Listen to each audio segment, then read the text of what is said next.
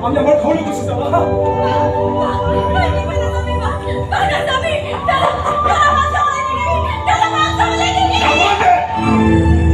জলৈকে মন যায় জলৈকে যাবলৈ দে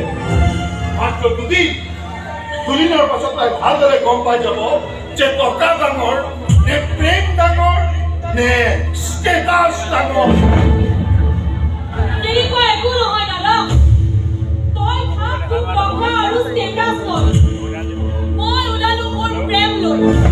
চাওচোন সময় কাম কৰি লৈ যায়